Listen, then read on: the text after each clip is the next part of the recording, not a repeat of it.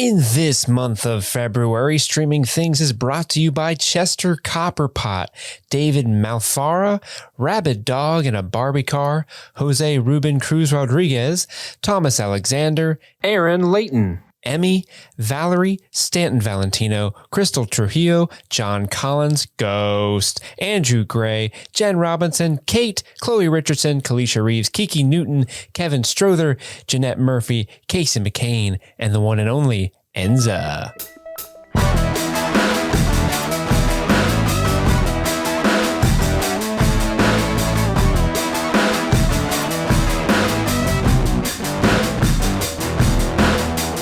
Welcome back. My name is Chris. My name's Madison. And I'm Steve. And this is Streaming Things, continuing our coverage of Yellowjackets, this time episode 4 of season 1. Bear down. Bear down. Bear down. Bear down. I just saw Cocaine Bear too. Oh, yeah. Bear down. That the sequel is Cocaine Bear Down. Because coming down, as Tom Petty said, is the hardest part. I'm going to be honest with you guys. When I saw the episode title for this episode, I'm like, oh, sweet. We're going to find a bear. And so the term bear down pops up in a surprising way that I was not expecting. And awful quickly. Very quickly, yes. Much like a cocaine bear. Yeah. Because like we watched I Love You Man for the Patreon episode for February. And the, like, you know, there's always that moment in most movies where you hear the title and you do that like Leonardo DiCaprio point, like, oh, there it is. That's the title. And I Love You Man doesn't happen until the very end. Yeah. Bear down, opposite. Immediately. And that was a long way of saying that. And I am proud of it. But we are hotly anticipating Yellowjackets season 2, which drops, I believe, March 24th. So we're going to be dropping some double Yellowjackets episodes in the coming weeks. So Probably starting next week. Yeah, it's coming. All the weeks. Yeah, we were thinking of doing it this week, but we had to also record the patron episode. So we're there's backed up. only so much time in a day, Madison. Only so much. We've got a long queue of episodes awaiting our attention, Steve. I am panicking slightly. I am legend. I'm excited. You're excited? I'm excited because I've been wanting to watch these back to back for the past 4 weeks. That'll be a good thing that I can start bearing down on the rest of the episodes, as it were. Bear down. Bear down. I also requested screeners for season 2 from someone else. So stay tuned, guys. Let's see what that happens. Stay tuned. That'd be nice. That'll make my life so much easier. Yeah. It'd be amazing. Showtime, if you're listening, make a boy happy. I think we'll get them. I'm going to email them again. I'm a real boy. Make me happy. I'm going to say, to whom it may concern. I don't believe you got my last email because you haven't responded. No rush. However, I'm not sure if you know who the fuck I am because you didn't read the first email. I'm sure to get a response with those kind of email skills. But we all just finished watching episode 4. If you've never listened to the show before, we do ramble quite a bit about weird shit like that. But then we'll talk about our overall thoughts on each episode and then do a play-by-play, scene-by-scene recap of the episode. And then we do some fun little things at the end. We'll go through our top 3 favorite moments. We'll pull out some 90s themed Easter eggs, maybe some different songs that we caught that we liked, or t-shirts people are wearing, things like that. Just, you know, memories from the 90s. And then we'll cap it all off with our favorite performance of the episode. We'll go around the table. Sometimes it's the same one. Sometimes it's not. I have a prediction. You have a prediction? Yeah. I think there's a potential of 2 or 3 different favorite performance awards given tonight. Because this episode in particular had a no real like standout. But at the same time, like a lot of really good ones. I could be wrong about that. You're humming. I'm just saying, like, that's interesting. It's interesting. It's an interesting swing you're taking there, man. I hope it pans out for you. I think now that I say it out loud, I regret everything. Because I bet we all picked the same we all person. picked Adam. Yeah. We did. That golf game? Strong. Ooh, wow. He looked so confident, and then he fucked it up so horribly. Yeah. Yeah. I believed him. I didn't even know the goal in that bet, honestly. But I just... You didn't either? Yeah, I was just like... Killing a neighbor. I believe her that she won. Yeah. R.I.P. She just smacked... I don't know what the... we'll get to it. Yeah. We'll get to it. We'll talk about it. She didn't even use a wedge with a putter. That's impressive. The golfer in me was irate. That's right. The elite golfer. Yes. That's right. I'm a golfer. What? Not really. I've golfed precisely one time in my life. It was embarrassing. I do like going to the driving range. That's a form of golf that I enjoy, just whacking the balls. I won a woman's award when I golfed. Really? Yeah. So impressive. We were golfing. It's the first time I've ever gone golfing. It was for a charity event. I think I remember this. This was by one of our clients. Pretty recently, right? Yeah, it was this past summer. It was in July or August. But we had been drinking heavily because we became friends, as you do. The most important person you become friends with at a charity golf function is the drink cart girl. Obviously. Because she will hook you up. And so we were drinking tequila all night, or all afternoon, I should say. It's pronounced tequila. Tequila all night. All morning. And all morning. As I was getting drunker and drunker, I noticed at every hole, there were these little cards that were kind of on signs that were stuck in the ground where people would write their names. And I kept seeing them in every single hole. And finally I was drunk enough to be like, I want to fucking write my name on this. I didn't know what it was. I just picked it up, wrote my name on it, shoved it back in the hole. I will say there was one other name on this list. She was the number 1 point. I was number 2. Later on, it's ended. They're handing out awards and gifts. And they're like, the award for the longest women's drive goes to... And then there's a long pause, and the award for and they move on. And then the person we're friends with who was running the event was like, Steve, you won an award. I'm like, for what? Longest women's drive. And I'm like, oh my gosh. Why? Apparently it was on the honor system and I just wrote my name. And they didn't want to say Steve, but they were like, we have to give it to him. It's the rules. I mean, they didn't have to. I remember. This is all coming back. Didn't we record that day and you were all wasted for the recording? Probably. I'm pretty sure that happened. I'm pretty sure I was drunk for 3 days. Everyone who's listening, go back and listen to that episode. I remember showing up here and him showing us his prize all happy, and I'm pretty sure he was Look still this toasted. Dumb golfer's hat I have. But yeah, so what are you guys' thoughts on episode 4 of Yellowjackets season 1? Madison, I'm gonna throw it to you. I mean, I definitely enjoyed the episode. For me though, this one definitely felt like a little bit more mellow than the other two in terms of Yellowjackets. Yellowjackets, correct. It's just, to me, I would identify this as a filler episode. More so, they're building the world. They're still, I don't know, they're building onto whatever is coming, like the big bangs that are going to be coming in the middle of the season. So that was kind of my thing. Steve. This episode, I actually quite enjoyed it. It's not my favorite episode so far, but I've been kind of just going with the motions with this show so far. I'm interested, but I'm not in, right? I'm enjoying myself, but I'm not in it. Mm-hmm.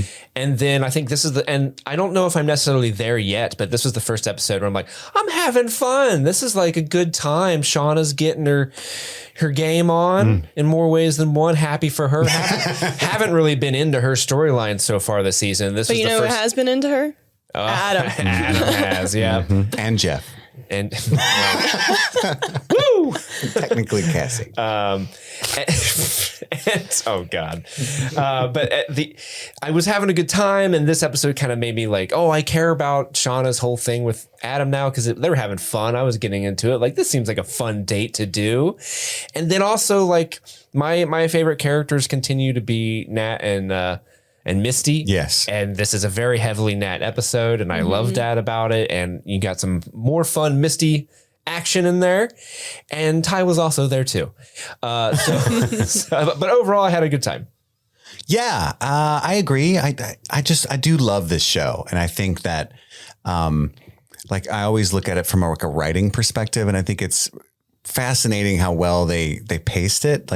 Even on the slower episodes, if you will, they always manage to end on some kind of really fun, dynamic reveal that keeps you hooked, which makes it so difficult to stop at watching just one episode each week. And I don't know about you, Madison, but I've started to remember things now. This episode in particular, a lot of things that happened later were coming back to me. And then I kind of sat forward oh yeah, that's crazy. And plus I'm getting to continue as soon as we finish this. Season 2 will be out. So I'm starting to get really amped and hyped up. Yeah. I agree that Thais's storyline is not the least interesting. it's kind of at a standstill right now. Yeah, it's in a weird spot right now. I feel like Yeah. it's going to go somewhere, but right now, like they've been leaving too many questions in her storyline and not enough answers to the point where I'm kind of not disinterested, but just kind of like I'll check in that storyline when they get to it because they're definitely putting it on ice for a minute. Well, and I feel like with even her younger self and adult self, there really isn't. It's pretty stagnant right now in both the 96 version of Taisha and the old adult version. There are the most unanswered questions with Taisha's storyline, like the wolf. And I don't jibe really well with like creepy kid horror movies. Like the kids usually just annoy me. Same. Yeah. Like the Babadook, I'm not a fan of that movie as I recall. And so like the whole creepy Sammy thing combined with like, why is there a wolf? And it kind of annoys me that she's running for like this really popular office because it's for like Shauna said, I think it's extremely irresponsible that they have this like super secretive life. Like, hey, it's important that we never draw attention to ourselves or tell anyone about what happened because we likely ate people, right? And killed each other. And then one of them just becomes like a YouTuber, that would be super annoying. And that's kind of what she's doing. Hey, what's up? It's your girl cannibal food fight. Let's go. I don't know why I chose that screen name. No big deal. But I also like there's a tragic element to Taisha's character and it happens in this episode where she just really does want to affect change for good in the world. And she's tried to become a different person, but like the world just won't let that part of her life go. Yeah. And it's very sad. Like she's I love vegetarian. her sort of like blow up at the end there with that one person. I thought that was a really good character moment. So I hope more of that happens. Agreed. Yeah. But all in all, I really enjoyed the episode. And let's dive right into the scene by scene. The episode opens with another flashback. You mean let's bear down on the scene by scene recap? Let's bear down. Cocaine bear down. There's another flashback to the plane crash, seemingly, but I guess it's more of a nightmare. And I see what I think is real is like Van's mask wasn't working. Like she's banging on the ceiling. Again, it ends up having to be Natalie's nightmare. But we can assume maybe that was a real thing. Poor Van had a hell of a time is what that means. Yeah. Poor Van. It's like her seatbelt was stuck. She got squished with the seat. She had no mask. She's like, fuck all of this. Every time I see Van, I think of Destiny's Child Survivor. I'm a survivor. I'm not going to give up. I'm always just thinking of that song anyway. I'm going to work harder. Yeah. In my notes, I misspelled plane crashing to plane crazing. And I think that still works. Yeah. Right. So, yeah. There's some plane crazing going on. Fun fact, that was the title of this show, Plane Craze. And they changed it. At the last second, they said Yellowjackets. Well, they were like, in a couple years, there's going to be a Gerard Butler movie named Plane. We don't want to mess with that. Let's change it to Yellowjackets. No. Buzz. Turns out to be Natalie having a nightmare of the plane crash. And in this nightmare, it's her dad missing a piece of his head, talking shit to her next to her on the plane. Like, you suck, Natalie. Hole in one on that shot, like giving her a bunch of head hole puns. I needed a daughter like I needed a hole in the head. Yeah, he also says, we're almost there. It's been waiting for us. And I was just like, What is it? What is it? That's the question that needs to be asked. Is it the smoke monster? This show gets more and more lost as much as it goes. It will. And I'm afraid for you, but also excited for you, Steve. Hey, I don't say that as a bad thing. I know. As someone who actually loves Lost. Yeah, I own all 6 seasons on Blu-ray because I bought them from Steve. Yep. But you've never seen them. Nope. But they're there when I want to. Just watch that pilot episode. That's what I hear. Just watch that pilot. That and Yellowstone, they're on the list. Well, okay, this is a whole aside, but if you watch the first episode and the 4th episode of the first season, peak TV right there. I will never do that. Like, I know, but not in me. If you ever get a wild hair up your bum, all the time, I need to have that looked at. So we're in 1996. Natalie wakes up from this nightmare and she sees Lottie staring. Lottie's now out of meds. She's just staring into the darkness, looking kind of scared. And she says, don't worry, we buried him. So we can infer that they buried the body that they found in the attic and all the girls know about it. Cut back to 2021. It's Natalie driving. Misty calls, checking on Natalie. And you can see like how to talk to someone grieving is on her computer, which I thought was hilarious. Yeah. Because she's not really in touch with like real human emotions, but she wants to try, right? Like, oh, what do we do here? Mm-hmm. She's like, hey, Natalie, it's not your fault. But Natalie's not one to receive that very well. It's like, I know. It's definitely not my fault. Somebody killed him. So she still thinks somebody killed Travis. And she's hot on the trail of what she thinks is the murderer. And then Misty says, okay, well, you're going to need help finding the murderer. We need to, put pins in the corkboard, which I have one just before you ask. Just so you know. If you want to use yours, that's fine. I'm just suggesting we use mine. But she knows somebody who can hack Travis's email is what she says. We should meet together tonight. But Natalie already has plans. She won't tell Misty what the plans are. And Misty gets really offended, kind of angry there. That's when her murderous gaze kind of kicks in. Like, oh, you got plans with somebody other than me? And that's what's cool about Misty is like, I know she's annoying, but, and my feelings about Christina Ricci might be clouding this, but I almost feel like Misty's pretty cool. And it's like, she's a little over doty maybe, but like, there's nothing overtly bad about her until you have something else to do. Like she's really clingy and then she's going to kill whoever that is. And so that's a problem, of course, Oh, absolutely. Like Misty is, as we'll get to know through Coach Ben? Through Coach Ben's eyes, Misty can be a little overbearing with her care and affection and attention. Yes. But if you just embrace it, just close your eyes and just let it happen. Right. Embrace the toxicity. Maybe it's because Steve's such a Misty and I love Steve. And that's why I have an attraction to Misty's vibe. Oh, I love Misty. Don't get me wrong. Madison found Misty wigs. I did. Just throwing that out there. They're in the cart on Amazon. I'm excited. Send me a link to that. I will. For a fun night. Streaming Things will pick up that bill. Fake braces too. We go as different versions of Misty. Ooh, different eras of Misty? Yeah. Ooh. Can I be Nurse Misty? Order me some scrubs. Only if you get the kitty cat scrub. Yes, duh. Well, I've already got the Crocs. Bullied Misty when she was on the phone, and I'll bring a cord phone. Okay. So I'm Survivor Misty on the plane crash Misty? Mm-hmm. Yeah. Okay. I can do that. What is she? I can't even picture what she's wearing in the plane crash, to be honest with you. Just a shirt? Just a Yellowjacket shirt? normal, Probably. Yeah. Okay. It's going to happen. We need the glasses, the braces. Or you could be the age appropriate Misty. You could be cutting off the leg Misty and just carry an axe or something. Yeah, okay. I'll just have an axe with me. But it's a little axe. Like a little hatchet. I just have a hatchet with me. Yeah. A candy cane. Yeah. I am so excited for this happening. So yeah. And Natalie has plans. Misty's upset. Then we get the actual opening title cards, theme song, all that stuff. And I realized watching this today that it shows actual pieces of the episode you're about to see. Is that something we had already known? Because I just found this out. I didn't pay attention. Because there's a scene of Shauna and Adam jumping off the bridge in the one I saw today. I think that was in the opener last week. The jumping off the bridge. Mm-hmm. So they just show scenes from the whole season. Yeah, in there. because there's little snippets of scenes from episodes in the future. That's ballsy. Yeah, I mean they're not too. I don't know. They don't show a whole lot. Yeah. Agreed, but still interesting. Yeah. I don't typically remember, except maybe it reminds me of the 80s, or maybe that's why they did it. It's a 90s show, shows back in the day. If you were watching showed random clips, Murder She Wrote. Yeah. It would just be clips from the show the whole time. Interesting. It's probably Charmed. Did you fuck with Charmed? Anybody? I love Charmed. Me too. Did you fuck with Charmed? Nobody fucked with Charmed. I love Charmed. Yeah. Steve, get on the Charmed boat, buddy. You missed out. It's magic. I did miss out. It was magical.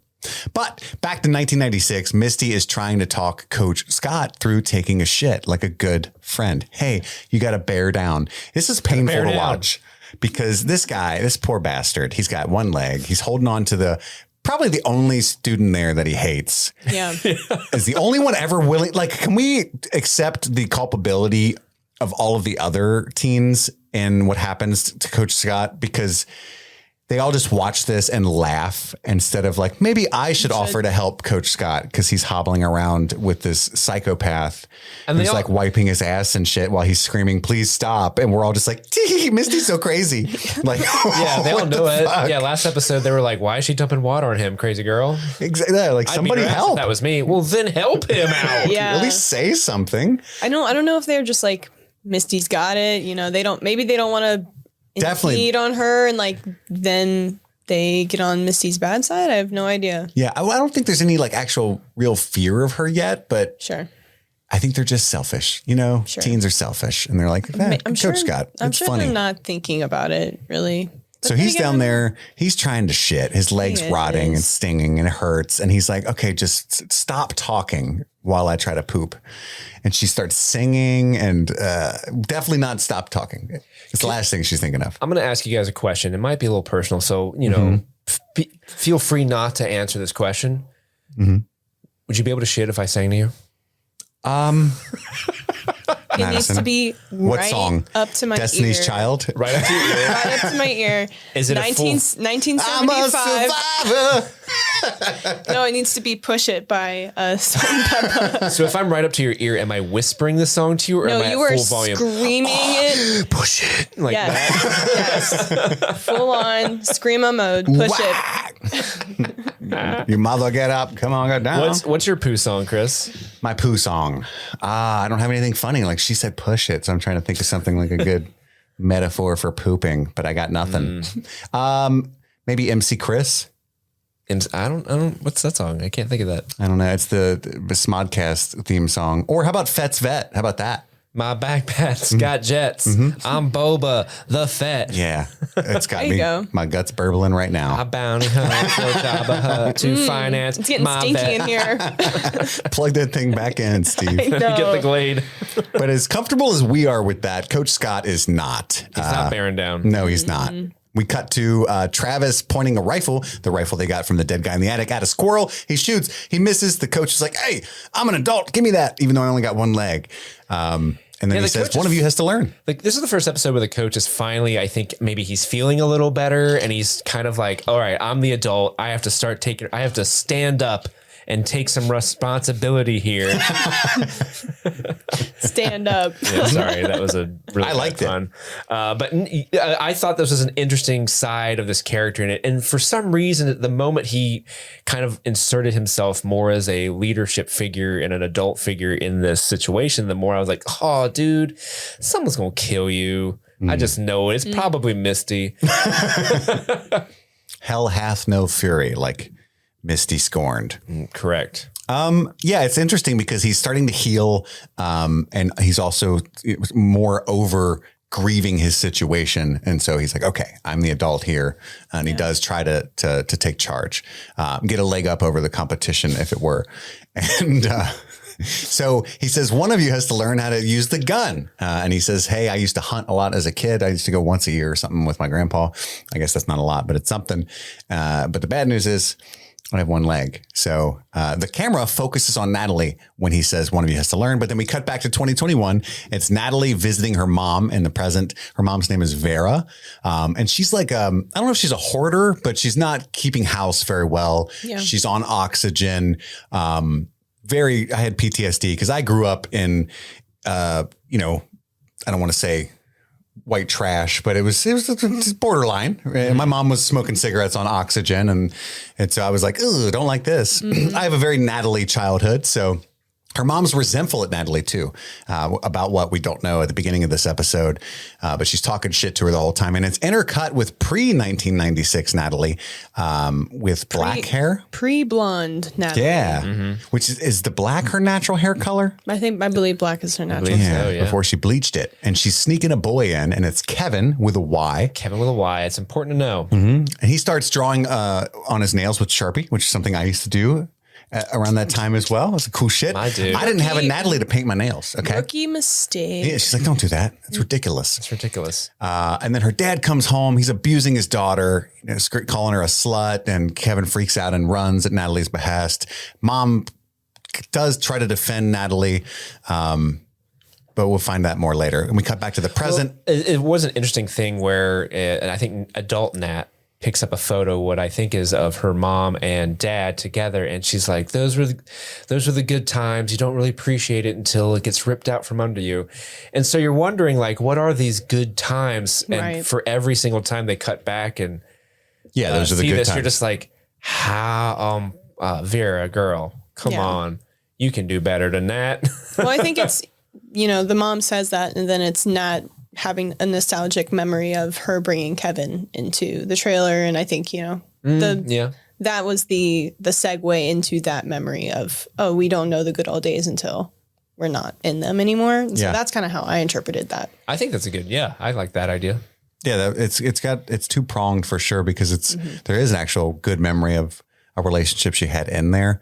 But also like her mother is a total like victim of the same trauma, but someone who's been like Stockholm syndromed into inflicting more abuse on Natalie after what happens with the dad, even though he was abusive to the mother as well. Very sad situation all around. But in the present, the mom's like, just take it all. This ain't no goddamn storage container. And she just wants one mixtape. It was Kevin's mix for Nat. But there's some great shit on that tape. Bangers, straight bops. It's definitely some Nirvana. Kevin's got clear good taste. Yeah. Well, I don't know. In this scene, he's kind of all about not liking Nirvana because they're too mainstream now, right? Which I remember those days when you're just they sold out. Poser. I used to like their stuff until they sold out. Oh, you're wearing a Nirvana shirt? Name 3 songs, douche. Oh. When we were all gatekeepers and then some people never grew out of it. Yep. And then in the present, we cut to Thaisa being tested by Simone. She's going to like some kind of fundraising event. And this is all information on the family of the woman that she really wants to target to have her endorsement. And we see creepy fucking Sammy in the wardrobe. I don't know if he was looking for the Lion and the Witch and fell asleep. What's he doing in there? I have no idea. I really wish there was one line where like they're like, we'll see you later, honey. He walks away and like, I thought you were watching him. Well, how'd he get him there? God, I hate that kid. Well, there was never a discussion about what happened to the doll. And so I wonder if that was his reaction to it, or how he's coping with not having the doll is by being extra creepy with his parents. I think the implication is whatever supernatural is going on, Sammy knows, has like conversations with the creature or the entity because, you're not the bad one, mommy. And he's hiding in the cupboard to stay away from it. Yeah, he's like in mourning. He's grieving or whatever because he's like, oh, shit's fucked up. They don't even know what's going on. They're talking about politics and stuff. Way worse. Shit's coming. I'm Sammy, I know. I mean, it is quite comforting to just curl up in the fetal position in a closet. I'm just saying. Steve does it all the time. time. Between episodes. We're recording 3 today. He'll typically take he calls it his hydro tank, but there's no water in there. No. It's just socks. I got to stay hydrated, you guys. Yeah. It's a sock tank. But yeah, Sammy's in there. And I guess there's like a nanny named Tara. There's a mention of Tara's going to get him. And I don't remember that being brought up before, but we can assume, Simone and Thaisa are pretty well off. They probably have some kind of maybe nanny. That's who should have been looking after him to make sure he didn't end up in the wardrobe. Yeah, Tara's going to get fired for sure because he's Definitely. she heard, he got to hear Thaisa cuss. That's not okay. That's not okay. Bad word. But yeah, we get back to 1996 and he's like testing all the girls to see who's going to be the best shot. It's like, it turns into like a fun, albeit fun, reality show kind of thing. It's pretty strange to do, but I respect it. So each one has got to fire the unloaded rifle with like a penny, some kind of coin on top without the coin falling. And nobody's able to pass this test up to that point. Travis tries to get Javi to do the trick and he says, fuck you, and walks off. Travis successfully does it and then gives it to Natalie. And she drops it and she has kind of a flashback of something. I don't know if it actually shows her pointing the gun at her father in this scene, but that's what's... I think it just shows her dad real quick. Yeah. Yeah. And then Travis mocks her and then she says, let me do it again. And she successfully does it. He's a big chauvinistic douche Yeah. in the scene because he's like, yeah, better do something like you're good at, such as laundry. Like, Yeah. Good one. We're not I don't know why. We're not doing laundry out here, Travis. I don't know how none of them have smacked him in the face yet.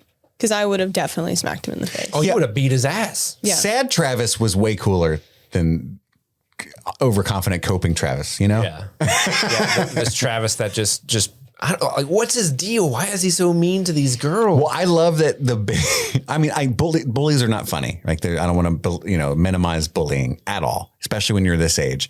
But it is a little comical when he's like, why I get so mad when people call me Flex, and she's like, why? I openly laughed out loud because people think I can suck my own dick, and you can kind of see her face like, okay, All right. I shot my dad in the face. Yeah, kind of. Anyway, He's just an angry teenage boy, and I just want to smack him in the face. he's going through a lot. But honestly, I guess that's true. And then but later, Natalie and he, trauma bond, right? correct. But up to this point, yes, super douche. Yeah. We're all in agreement. But they kind of trauma bonded previously. Like that's supposed to be the one he's cool with, but he's like being extra mean to her for some reason. Specifically. It's almost like they're playing off this, oh, if the boy is mean to you, that means he likes you type of thing. Mm-hmm. I don't know. I just thought of that, but shit. I hope that's not what they're trying to get to, but I don't know. He annoyed me this whole episode. There was one funny thing that we kind of glossed over when the coach originally kind of was like, hey, this is what we're going to do. We're going to see who's the best shot. And at one point, Jackie's like, yeah, but there is going to be a winner, huh? And then as soon as Jackie gets the gun, she immediately fucks it up. She does the worst. Yeah. And she's like, this is stupid. I don't know why we're doing this. Yeah, Jackie really took a back seat in the last couple of episodes, I feel like. And there's one good moment here. And Ella Purnell's really good. And she's the voice of Jinx in Arcane, which is a phenomenal show. Just wanted to throw that out there. That is a great show. My goodness. Killer show. You Love seen that, it. Madison? I have not. It's fire. You would never think that Arcane League of Legends is one of the best shows made, but it is. It is. It's like up there. Well, I follow Ella Purnell on Instagram and she posts about it a lot. So I've seen snippets of it. Love Arcane League of Legends. I don't even like saying that. That's a weird sentence. That's why you just call it Arcane. League of Legends. Bear down. Bear down.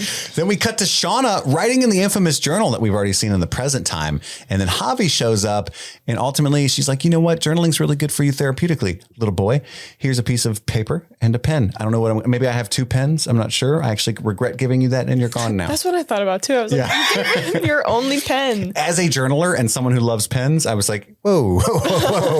Here's some paper, but you got to find your own pen. You ain't ever seen that pen get ever some again. mud, put it on a stick. That's what you got to do. Yeah, like people famously never give pens back. It's worse than lighters. Yeah. And you're stranded here. If you give someone a pen, there is a 75% chance you'll never see that pen ever again. Yeah. And that percentage goes up if you're stranded on some kind of in a forest. In the middle of the woods, yeah. I keep wanting to say island, man, because these kinds of stories are always islands. Yeah. It's not an island. It's lost. I would have loved to see a beach. This is teen lost. And a soccer ball with a blood handprint on it. It's a volleyball. God damn it. Wilson. What if he just rolled in as a character? Hello. That's how he talks. Yeah. Hello. Hello. I am Russian volleyball Wilson. Hello.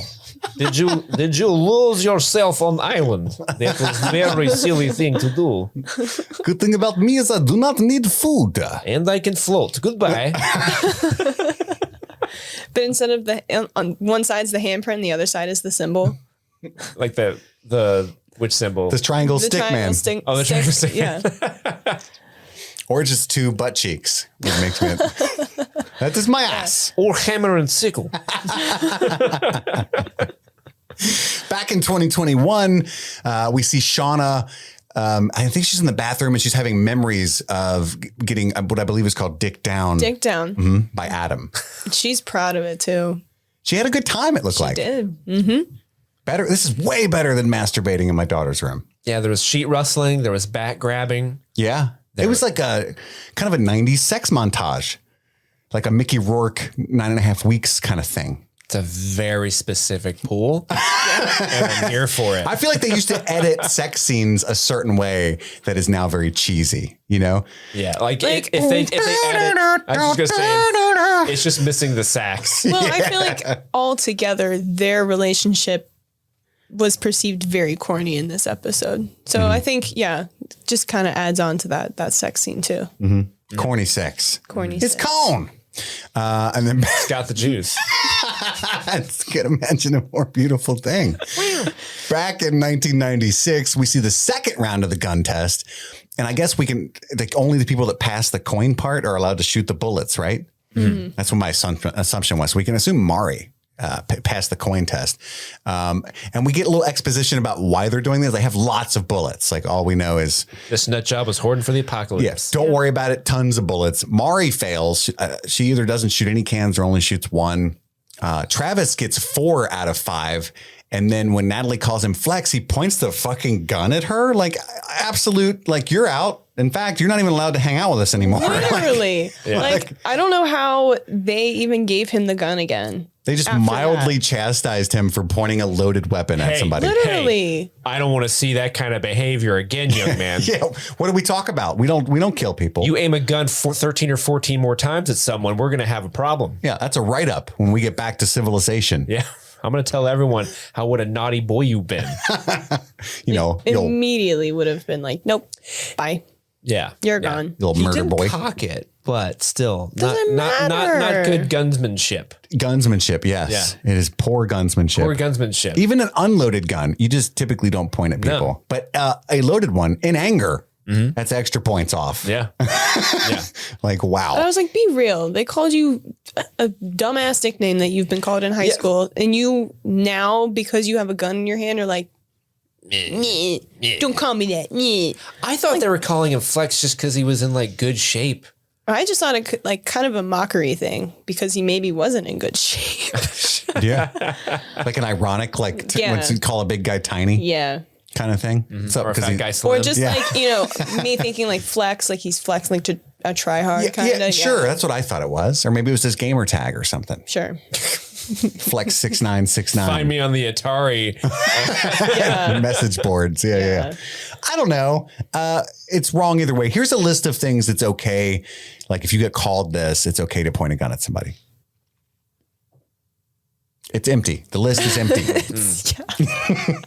God damn it, Travis. But he's going through a lot, I guess. Natalie shoots 5 out of 5 of the cans, even under duress, because Travis, for some reason, is trolling her the entire time again. But cut back to, go ahead. I was gonna say I liked the way they shot the cans. So when Travis, She shot the cans. When Travis was shooting it, it was all from like Behind. His perspective. him, and you see the cans falling in the background. It's not like focused on, but it was. I don't know. I liked how it kind of just lingered on that. Yeah. For some reason, without cuts. I know like that guy's not really shooting a gun at cans because you can't do that. But Yeah. the fact that they're not cutting away for some reason tricks you into thinking like, wow, he's doing this all in one take. He must be a crackpot shot. Oh, Deadeye. Yeah. He's definitely not a sniper, Tony. Oh, Sniper Tone would not have done that. He would not have missed anything that he aimed at. Actually, he would miss everything. I don't think he would have gotten any can. No, I wouldn't. But you know what I would have gotten?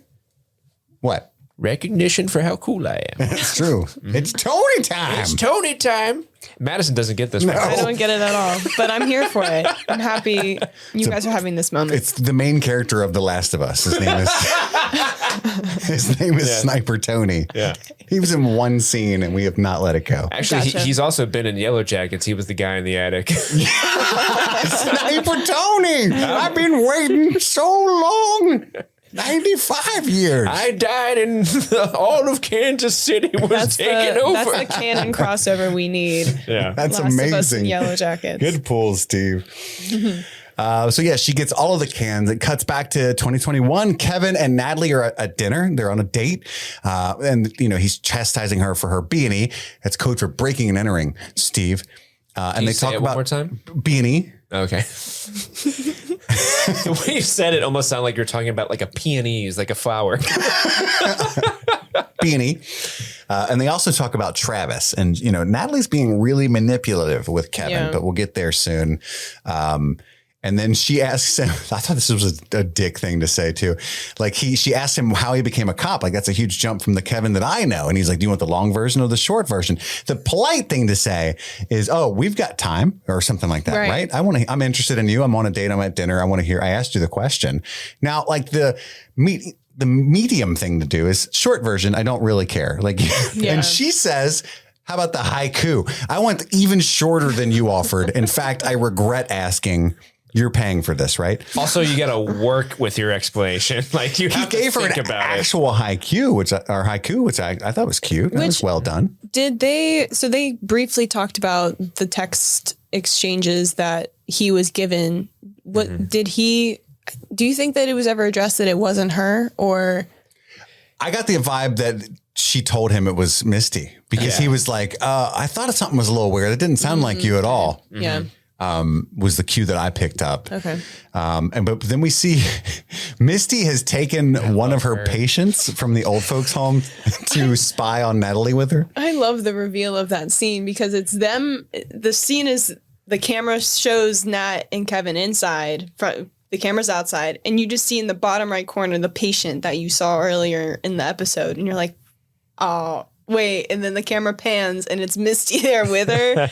I just like, oh gosh. And then the old lady orders like a super hard liquor beverage, and Misty's like, live it up. I don't give a shit. Yeah. Super funny. So we cut back to 96, and the Coach Scott, sends Natalie and Travis off hunting. Travis again is a dick. He's upset that Natalie got the gun, so he walks off ahead. You can follow me if you want to. And Don't get in my way. Yeah, don't get in my way, even though you have the gun. I'm going to choke this deer out. And don't call me Flex. Definitely don't, because I can't do that. Hurts my feelings. I wish I could. Like, is this proper teenage boy angst? I'm honest. I'm genuinely curious. We were hormonal, but I wouldn't know. I was never rude like this. Yeah, I was never. I mean, I would get kind of pouty like that. Sure. I would don't think I would be such a raging monster the way he is. My move was I would drink an entire water bottle of vodka and then just cry, typically, but only in public. Right. I'm not a savage. only in public. Yeah. Only in public. I wouldn't do that privately. That would be weird. My move was just to kind of like quietly stew, like just mad, but I wouldn't go like, I fucking hate everybody. I'm going to aim a gun at you. This is nobody called you Flex. You wouldn't be able to tolerate that. That's true. If someone called me Flex, boy, howdy. Run. Boy, howdy. Boy, howdy. Boy, howdy. Run for those hills. If someone even implied that you could self-fillet, oh man. I remember. So here's the other thing. She would have exploded. Here's the other thing. I specifically remember being in like a junior high or like a lower high school, and guys were like, man, wouldn't it be great if you could? Like people would try it. Like I remember dudes who would try to suck their own dicks because it was almost like, that would be so, that's all I would do. Like at a party?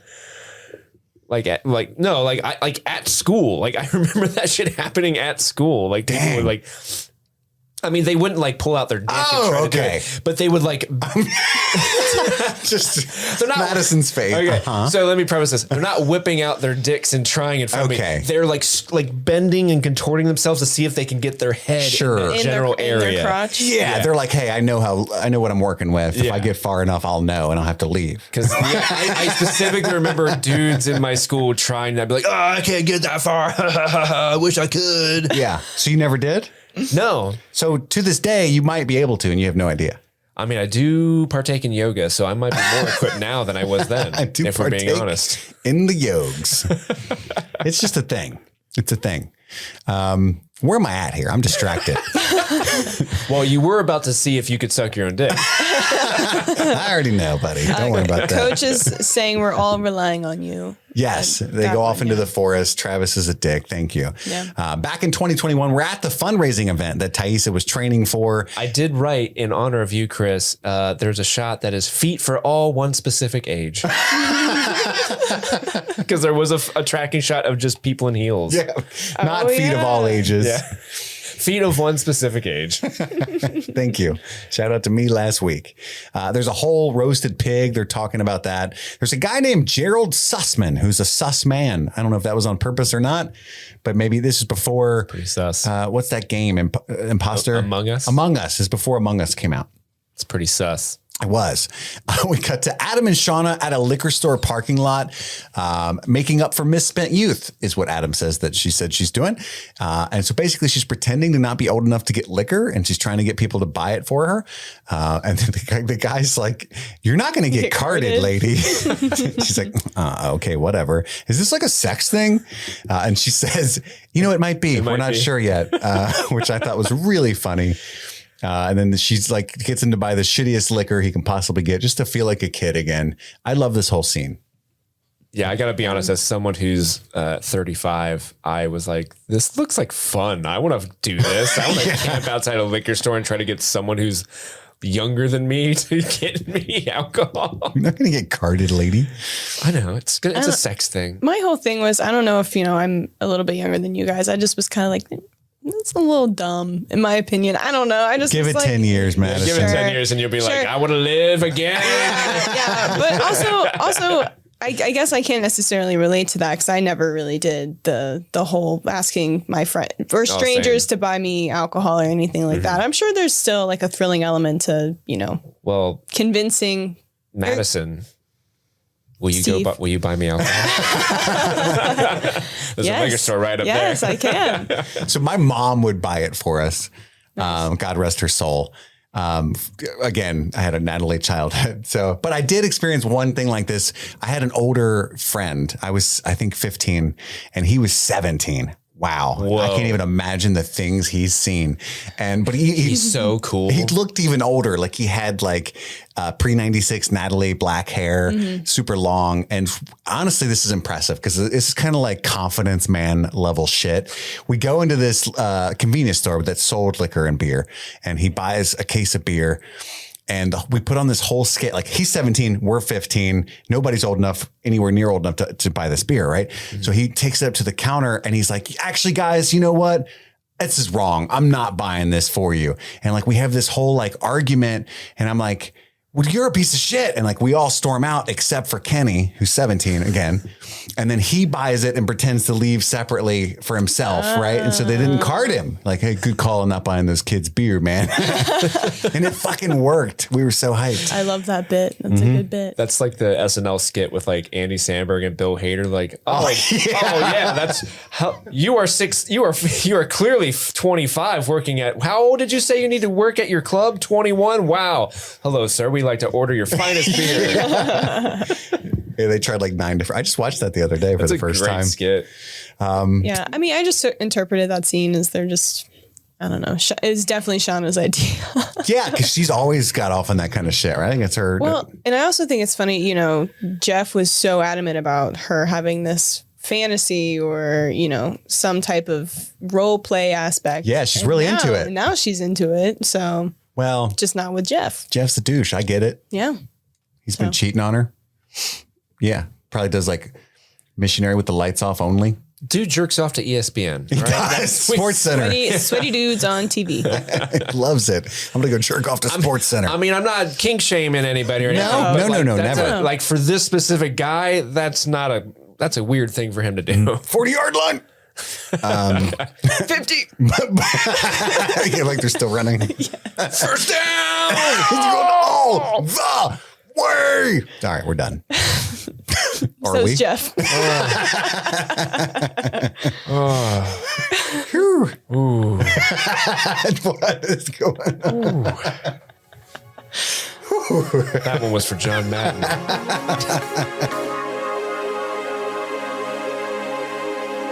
This show is sponsored by BetterHelp. I always feel like I'm at my best when I'm hanging out with my kids, when I'm being of service to other people, when I'm talking about TV and film. That makes me feel centered and effective, but that's not always possible because I have to be empowered, prepared to take on everything life throws at me, but I get all out of whack and I need help recentering. I do certain things, 12-step groups, group therapy that help me do that, but other people, normies I call them, they have to seek out other forms of help. I think it's important that everybody do that. And it can be kind of a struggle, to find the time to find a therapist. How do you even go about doing that? You have to deal with insurances and all kinds of, societal blocks to that. And it gives your little brain, my little brain, the excuse I need to not seek that help. And so BetterHelp makes it easier to navigate those blockades. Everything's online. You can just do all the research you want with clicks and screens. I don't have personal experience with BetterHelp,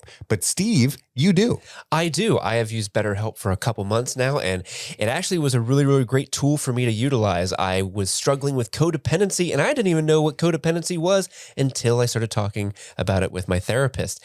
And through working with her, I was able to set up goals and achieve those goals with her guidance and help. And it was very, very beneficial to me. And I'm a much better off place than I was a couple months ago before I started using BetterHelp. You are, and I can actually see the difference, and I'm glad that you're doing that. And if you're thinking of giving therapy a try, BetterHelp is a great option. It's convenient, it's flexible, affordable, and entirely online. You just fill out a brief questionnaire and you get matched with a licensed therapist, and you can switch at any time. If you're feeling like things aren't working out or it could be better, you can just do that for no additional charge whatsoever. So if you want to live a more empowered life, therapy can get you there. Visit betterhelp.com/streamingthings today to get 10% off your first month. That's BetterHelp, HELP.com/streamingthings. Anyway. Misty's at the restaurant. She sees the reporter lady. I think her name's Jessica, and she tries to text and call Natalie. She has to witness Natalie giving her the hater button, which has got to be painful. But Misty's always perpetually unfazed, and you just kind of see her frown like there's a minuscule like, hey. She's trying to warn Natalie that the reporter lady's there. And then we cut back to Thaisa. She's barely tolerating all of the sycophants.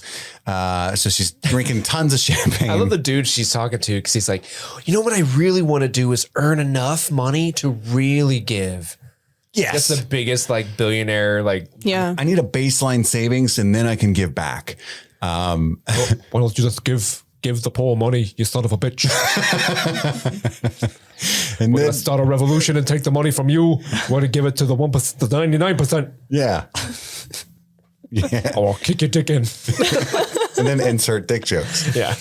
And she sees the pig head and then imagines it has antlers. And so to Thaisa, more than anybody else, it seems to have like PTSD from her time in the forest. Well, and Simone makes a comment that she didn't eat before they came to the event. And she's Hungry. very, very, very hungry. Also very intoxicated because she just keeps drinking champagne, I'm assuming. Yeah. So, Can't pound that much champagne on an empty stomach I mean, you can. You're just going to feel like shit. or feel great. Depends on what you're going for. That's true. If you Or see your food change into different things. If you like to party. Yeah. And she sees the wolf again too. She does. See And we find out we may have known before, but she's a vegetarian now, which with the rumors that she's used to be a cannibal, yeah. pretty neat characterization there. I thought it was excellent. Also, I wanted to ask you guys this. I can't tell if it's this actress's eyes. What's Tawny Cypress, I think is the actress name. But to me, it looks like her eyes are red sometimes. I had never noticed that. Do you guys Can't see say that I did. Okay. Steve? Oh, I've never actually paid attention, but I will look closer Because next her time eyes episode I are watch. naturally brown, I believe. And I can't tell if it's just like, I don't know if it's an intentional thing or, I don't know.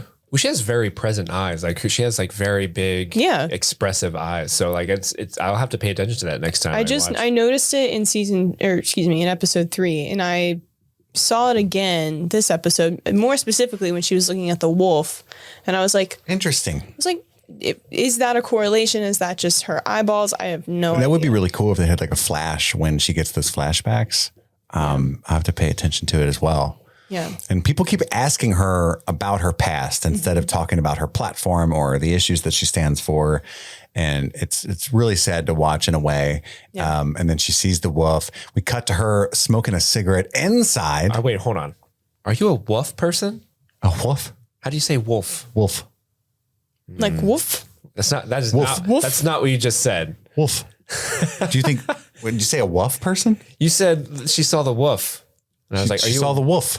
Okay. Wolf. Wolf. Wolf. wolf?" Wolf. Oh, I don't emphasize the L. Okay. Wolf. So woof woof. That's what you're saying. Wolf. I'm sorry, I didn't mean to derail the show. I just thought it was funny that she saw the wolf and It sounds like you're Bernie saying wolf. There's a wolf over there. What should I say? Wolf. Wolf. There you go. Wolf. there you go. You got it. Take the L, My buddy. mom, who's a speech pathologist, is listening. And she's very proud of you for pronouncing the L. Wolf. Wolf. wolf. I don't like that. I don't think that's correct. You know what? You Wolf. do you. Woof. Woof. Woof it is. Wolf it up. Woof it up. Hey, there's nothing wrong with saying it that way. I'm Wolves. just taken aback by it. Now, there's a definite L when I say the plural, like wolves. That's Yeah. obvious, right? But Right. woof. There's a wolf over there. Fuck you. If we were in For the the woods, rest of your life, you're going to remember that. Yeah, if I was like, oh my God, there's a wolf, Steve, you wouldn't go, hold up. There's a what over there? so if I start calling you woof, you're gonna like point a gun at me, is what you're saying? Yeah, that's my flex. It's because he thought I could suck my wolf. And then we cut to her smoking a cigarette inside, I assume someone else's mansion, which I thought was a ballsy maneuver. And then Diane comes to burn one with her. She says, hey, can I bum one of those? She's been trying to talk to Diane all evening. Is that Diane's house? It's not, right? Like it's Diane's just another guest. I don't think it's No, her I think house. it was. I just want to give guy's house. Yes. Douchebag guy. Yeah. And then she offers her half of her Cliff Bar, which is cool. I didn't know they had those in the 90s, but this is 2021. This is modern those are day. delish. They're like $15 a box now, by the way. Hate that. Saw your tweet about it. Very upset. R.I.P. Did I tweet about the Cliff Bars? You posted. I just black out and it do was on shit. social media somewhere, buddy. It's probably on Grindr. I don't know. Yeah, I was grinding about it. Maybe it was in your it was like a Venmo description. You're just like $15 for Cliff Bars. This is bullshit. Super angry. No, I stay on private on Venmo. Your Instagram handle. And then we cut to Kevin, who sees Misty, tells Natalie. Natalie goes to confront her. And she's like, I'm a citizen detective, Natalie. That's how I found out you were here. And she tells her off, says, hey, get the fuck out of here. Go home. And then the old lady that she brought, her patient, says, you remind me of my granddaughter. Nobody likes her either. And but again, Misty's like unfazed. Yeah. She's the opposite of Travis. She's like, I've heard that so many times. Thick skin. And then Misty goes and confronts Jessica, and Jessica kind of scoffs at her, the reporter lady. And again, a reminder, is actually someone who, like a PI who works for Thaisa. And Misty says, you know what? A lot of people aren't scared of me, but they should be. Some shit like that, right? And then Jessica's like, okay, clearly still not taking the warning. And we cut back to Shauna's date with Adam. They're at a mini golf course. They make a bet who can hit the ball over the fence and the little hill and into the neighborhood below. She wins the bet, and her winnings are being able to make Adam do whatever she wants next, right? And his ask was to tell him something personal because she's been very guarded the entire evening. And again, I like this whole dynamic because he is very charming and very cute throughout all of this, but it's like, it's colored with the fact that we all know something weird's going on because he showed up so randomly in the hotel. Even Shauna knows something's weird, but she just doesn't seem to care right now. He's after something. And there's a cool moment where she says something about like, oh, well, hope I didn't kill somebody down there, but RIP. RIP, worth it. And he says, savage. And she says, yeah. You know, like it's a very pointed reference to her time in the forest. A little on the nose, but I liked it. Does she know that he's aware of her past? I don't think it hasn't really come up yet. Yeah. Like I assume that he knows who she is and that's why he's there and it's insidious. Yeah. Well, he asked her when they were trying to get alcohol or when they were starting to drink, you know, why was so much time taken away from you? And her response was, oh, I married young and had kids really young. Right. So she didn't dive deep into, you know. Yeah. That's why he's making golf bets for personal tidbits because he wants to dive into that cannibalism a little bit. But also in previous episodes, you've seen news clippings of them. I'm sure if he Googled her name, right, shit would pop up. It would pop up. It would bear down. Bear down. Shit would bear down. What did you guys think about this challenge of all you got to do is basically just hit the ball really hard with a club and get it out of the... It's more difficult than it looks because that's a putter and you can't get the ball in the air pretty easily with a putter like that. You need a wedge. True. Or at least like a 9-iron. But Adam does a weird little maybe a 3-wood. Meh. He does he tries to chip it, which is like, that's not the play, man. Just haul off and hit it as hard as you can. I don't know. I think that increases your chances if you just haul off and whack it. Yeah. Right? I'm a competitive person, so I would have done everything. Whacked it? I would have whacked it. I would have whacked him. I would have too. Yeah. We all would. Bear down. Bear down. Bear down. Steve, you're a real wolf in the hen house.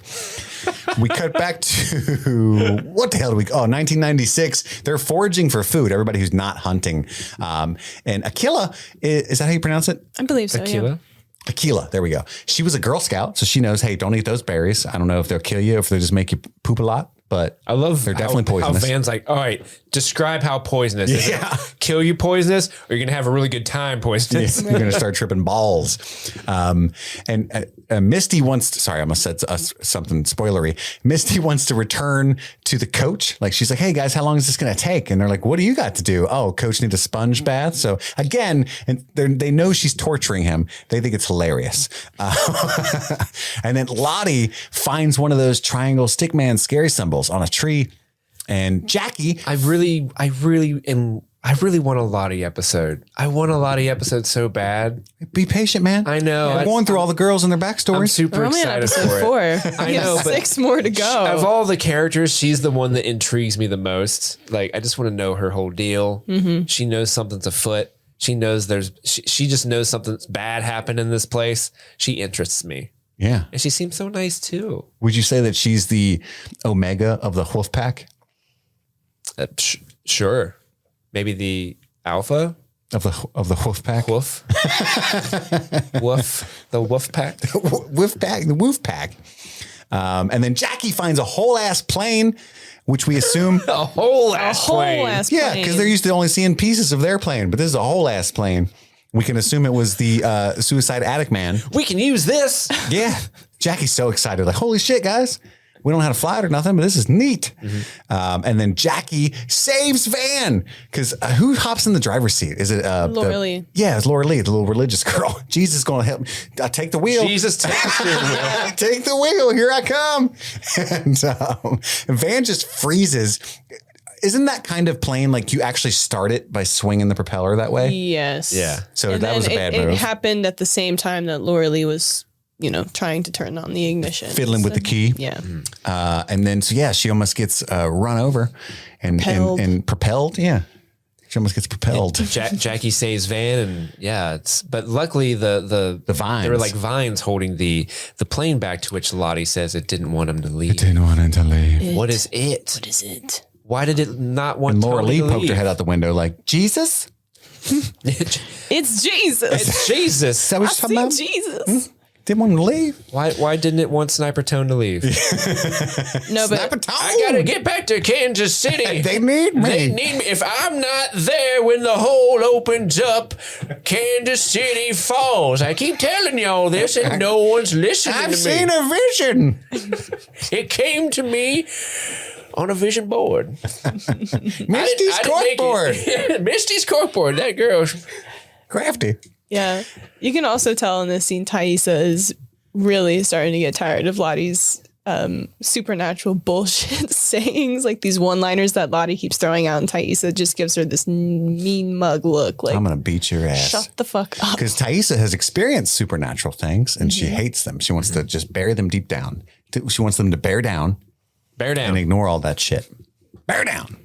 And we cut back to 2021 after the plane incident, and Thaisa is pitching to Diane. She seems to win the endorsement. Everything's successful. And then she gets hit with questions about the accident in the forest and all that stuff again. And ultimately, she tells her off. She does a real Bernie Sanders move, Steve. You know what? You're just a rich piece of shit. You think everything is owed to you. You don't get this piece of me. Mm-hmm. Fuck you. And your Cliff Bar was trash. It wasn't even the white chocolate kind. It wasn't even the peanut butter kind. It was the tropical banana nut flavor, okay? Who eats that? Weirdos. That's who throws it in their face. And my cigarette was laced. She didn't say it, but that'd be funny. That is weird that if like a rich, powerful person's like, yeah, I'll give you money, but you got to tell me your deepest, darkest secrets. Like, Yeah, you're done. Bad deal. I'm good. I'm running for office. You know that, right? Yeah, deal or no deal. You can trust me. Everybody tells me shit. I can't tell you what they tell me. I'm wearing a wire, and I just caught you saying all that shit. Entrapment. Or something. You can't just say random scary sounding words from movies, Steve. Or she could get off my plane. That's from Air Force One. She could have just lied, and not said the official story. She could have been like, okay, the official story actually is pretty true, but we've been trying to hide this one thing. Yeah. And that is, we found the Temple of Doom.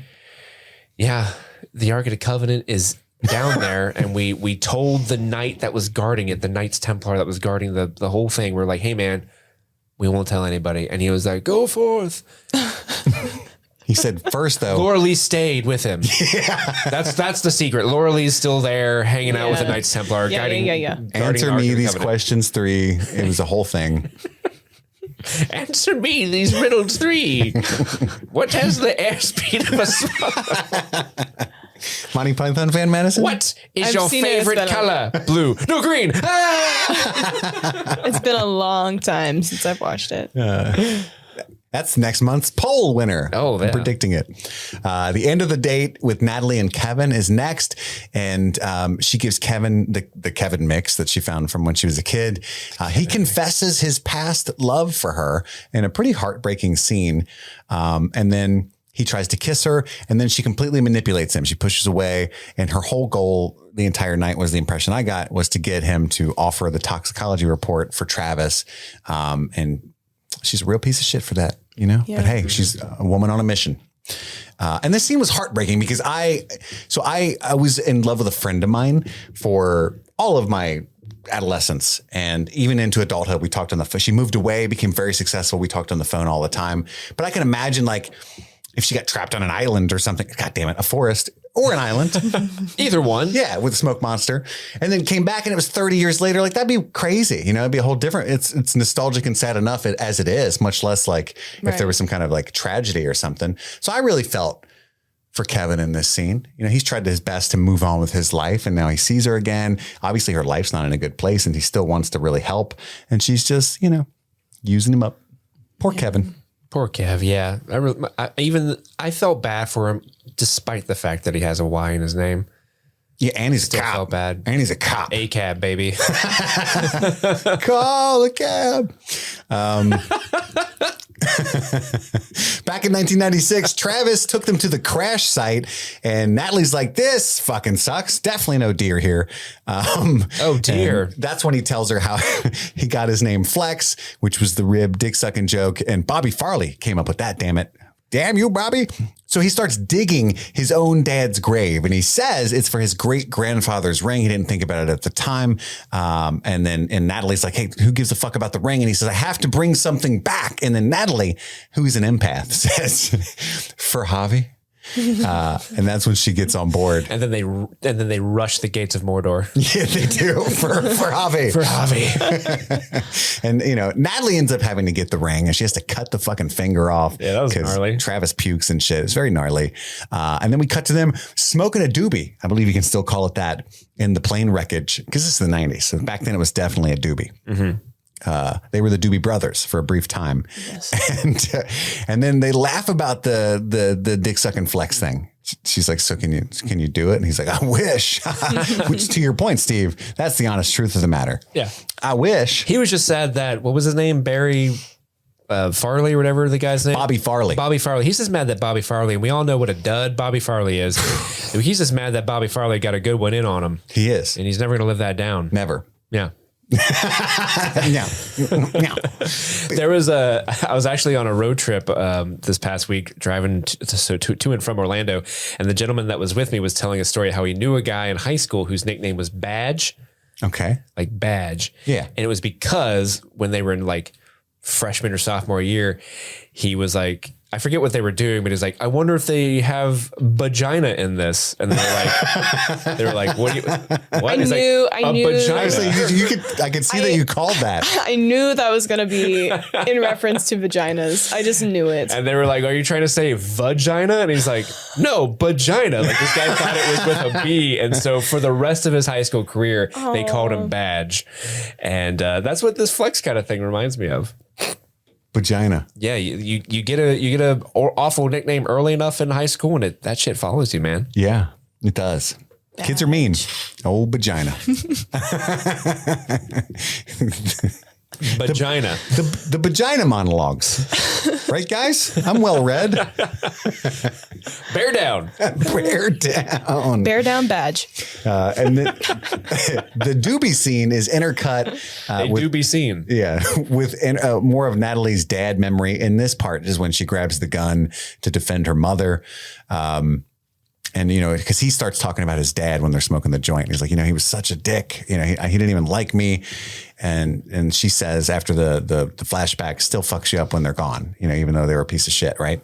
And so back in 2021, Natalie's saying goodbye to Kevin. She does kiss him and she gets back in her car and goes to the hotel room. And there's an extended scene of her just kind of washing up, looking at herself in the mirror. Yeah. And then we cut to Shauna and Adam at the bridge. This is apparently what she made the bet for. This is what she wanted to do. Go jump off a bridge. And they strip down and leap. But before that, she sees a vision of Jackie. Somebody's going to get hurt. I don't know why she sounds like Bill Clinton. I didn't mean to do that, but we're just going to move right along and not call attention to it. And then they fuck in the car, which is, you know. As you do. That's the thing to do. That's a fun thing to do. I thought it was like, you know, Adam getting that vagina. Yeah. Kind of a callback to when Shauna and Jeff had sex in the car. Oh, very true. Yeah. That's her thing. Mm-hmm.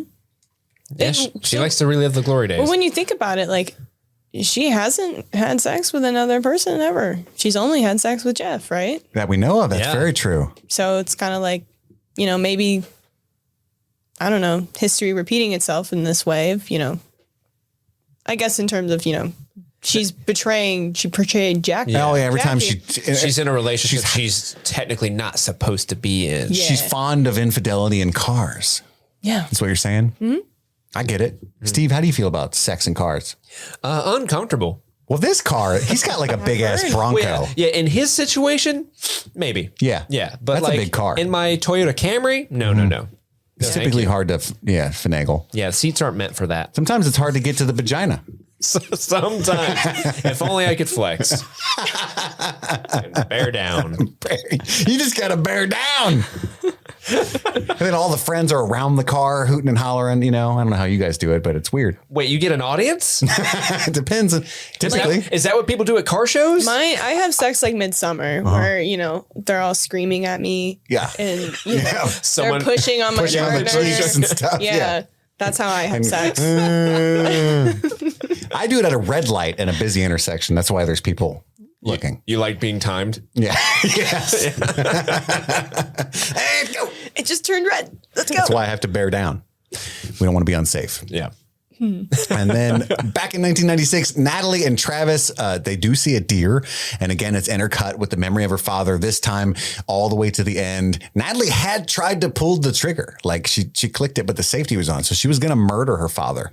I just think that's an interesting characterization. Like, it's not like he grabbed the gun from her or something. Like, she tried to pull the trigger, but she didn't know how to use the gun. He mocks her with how the safety works. And then he walks outside and she screams at him. And then he runs back like, "What'd you say?" And trips and blows his own head off.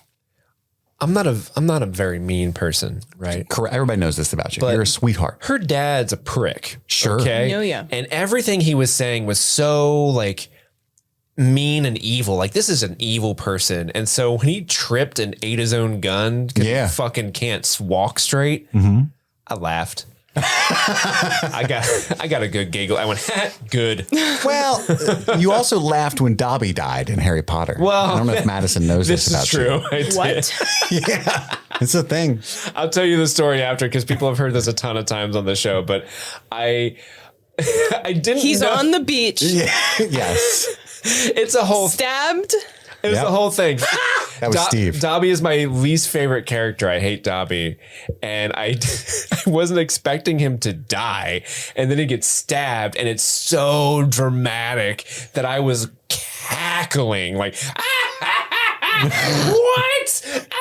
Like, part of it was because like, A, it's my least favorite character, and B, I can't believe they killed him, and C, it's so dramatic for a dumb little thing in a pillow sack wearing trainers. You're making it worse. I know. Oh man. But like, years removed, like, this was back when the movie I did that in a theater. I'm surprised you weren't asked to leave. Well, it was in an employee screening at the movie theater I managed. Sure. So you have no power here. Get away with it. But a lot of people saw me differently after that screening. Yes. I see you differently now. But years removed, looking back on it, and we just rewatched all the Harry Potter films for the show. Like, it is a really sad, heartbreaking scene. Yeah. It's just kind of funny that at that point in my life, I fucking laughed at it so hard. So now it's only Natalie's dad and Dobby whose deaths you've mocked. But then Natalie, after That this is free. Natalie does shoot the deer. We cut back to Javi. He is journaling. Hopefully he's going to give that pen back. And Jackie blatantly asks Van if they're even now. And Van like seems to kind of weigh that. And the coach is impressed. Why would they be even? Well, my thing is like, Well, she left her to die. Van never owed her anything. Right. But she's saying like, hey, you're not mad anymore. Like, I left you to die, but now I've saved your life. But if she said, hey, you're not mad at me anymore, that's one thing. But hey, we're even, right? It's like, well, I felt like it sounds like Jackie's implying like you owe me something. I think Van may have felt like she owed her a death-defying situation that she wasn't going to help her in. But now Jackie's saying, hey, if I'm ever in a sticky sitch, you're going to help, right? Like, we're even, right? That's how I took it. I just took it as, Jackie left her to die and then she saved her. in another instance. So it's like that offsetted the first bad thing. Sure, like it's karmic equilibrium. I understand that. I don't think you do. I don't like Jackie's attitude about it. Well, I'm also like, Jackie, you're still fucking hung up on it, like the drama of that situation when you should be worried about getting food for everybody. Yeah, I think you're 100% supposed to see Jackie as an egocentric, selfish person in this moment. Right, which is her character. But again, in my brain, I'm just like, there's other things to worry about right now. Mm-hmm. You know what's a better thing to say to Van? Hey, are you okay? Are you okay? Yeah. Are you all right? Well, even though Jackie, to be fair, had the worst. She almost died. Like the propeller came like nose to nose. Sure. So someone else could have said, "Hey, Jackie, are you all right?" Sure. Yeah. But none of them were coping well. No. We can see, except for Javi, who's very productively journaling about his feelings. Yeah. Well, good for you. Shauna too. She's journaling about her feelings. She is. Those two are taking the advice of any qualified therapist. And Shauna seems very within herself to say, yeah, I shouldn't be handling a weapon. Yeah. When she was talking to Javi. So I do want to slit a throat. Yeah. I'm just not a shooter of firearms. The coach is impressed that they come back with a deer, and then he says, hey, we got to bleed it, which typically I think you're supposed to hang it upside down or whatever, but I've just seen other movies. I don't actually know. And he says, who wants to try? And you see Misty immediately raise her hand, so excited. Ooh, I want to slit its throat. I cut your leg off. Shauna volunteers and slice. She does a pretty good job. Why does she become Borat there just for a second? Slice. That was the noise the knife made. My slice. My slice. That's what he says when he goes to get a New York slice of pizza. And we smash cut to them all eating venison. And we see, what's his name? Travis, AKA Flex. He gives Javi the ring. And Javi's all happy, and Natalie looks on. I thought it was a great moment. Like, oh, you'd be nice to your brother. It was the plan. And when we dug up the grave, and now it's all being carried out. And then Misty angrily trips the coach because he's becoming a little too self-sufficient for her taste. A little too big in his britches. Yeah. Remember this? You're going to be missing me when you get a shit. Who's going to sing to you? And we cut back to 2021. Shauna goes home. But outside on the porch, she gets a call from Misty, and she just stands with the door open, which drove me nuts. Like, you're letting all the air out, Jesus Christ. And that's when Misty tells her Travis is dead. But we also find out that, she's never supposed to call Shauna. Shauna has made that an absolute non-starter. You are never to contact me. But anyway, she finds out Travis is dead. She seems very affected by this. Yeah. And then goes inside, and Jeff, how's the book club? I never worry about you because you would never do anything. Is the vibe. But I think Shauna looks contrite in that moment. Yeah. Did you guys get that vibe? Mm-hmm. I was kind of shocked at how emotional she was learning that Travis had died, because so far in the early 1996, so far up to this point, we have not seen the two of them interact hardly at all. No. So, but we can assume, was there 4, maybe 5 survivors? I think at this point, yes. Yeah, that we know of. And so they're probably all very close by the end, bonded by the pact to never tell. By the pact. And that's the end of that episode. Let's move on to our top 3 favorite moments. I guess it's time. I didn't even number mine. I'm going to panic while you guys are talking. Oh, okay. Steve, what is your number 3 favorite moment of the episode? My number 3 favorite moment is Shauna getting beer. Mostly because I the whole time I was just kind of taking notes, like, I want to do this one time. That sounds like a fun little evening, going out with someone, trying to get some people younger than I am to go in and sneak me beer. It's just such a weird, awkward thing to ask someone to do. And the guy she talks to has the appropriate response. Is this a sex thing? Is this a sex thing? She's like, yeah, I think it might be. Yeah. I just think that would be kind of a fun little dumb way to waste an hour on a random night in the week. Yeah. Or it could just be some fun random dumb thing I tell Madison to do when we get done recording. Yeah. I'll buy you alcohol. I'll be your plug. Is that what that's called? Yeah, you gotta be the plug. The plug. That's what that's called when you buy someone alcohol? No, a plug is your connect to any kind of illicit substances. Yeah. Okay. Yeah. Yeah, I have done the drugs. Yeah. You never had a plug before? No, only in the shower drain. Yeah. Or an outlet. Or that too. Nice. Madison, what was your number 3 favorite moment? My number 3 favorite moment, just because I felt like it was a very nice, touchy scene, was Shauna and Javi at the creek when Shauna gave Javi a piece of paper and her only pen to kind of write his feelings down. I'm sure she recognizes that he's struggling with his dad and obviously his brother as well. So I just thought it was a very sweet scene. What if it's one of those pencils where when the lead starts to run out, you can pull it out and push it into the back and another, you know what I'm talking about? Yeah. Because it's the 90s. Those were hot. Yeah. Or did you guys have the ones where it was a very small like lead point and you would like stack it on top of each other in the pen? You know what I'm talking about? Oh yeah. It was like a little like they had like a white base to them. Yeah. That's what I'm talking about. That's the where you push it through and like another one and you do a little stack. I didn't know it was a long one. I thought it was like a little short. There are like little tiny stubs, but there's a giant stack in the pencil. Gotcha. That's what I'm saying. Stacks on stacks on stacks. Yeah. I thought you were like the talking about song. like a mechanical pencil and you take the full lead out and then stick it back. That was fun. Or you pretend it was a hypodermic needle. Yeah.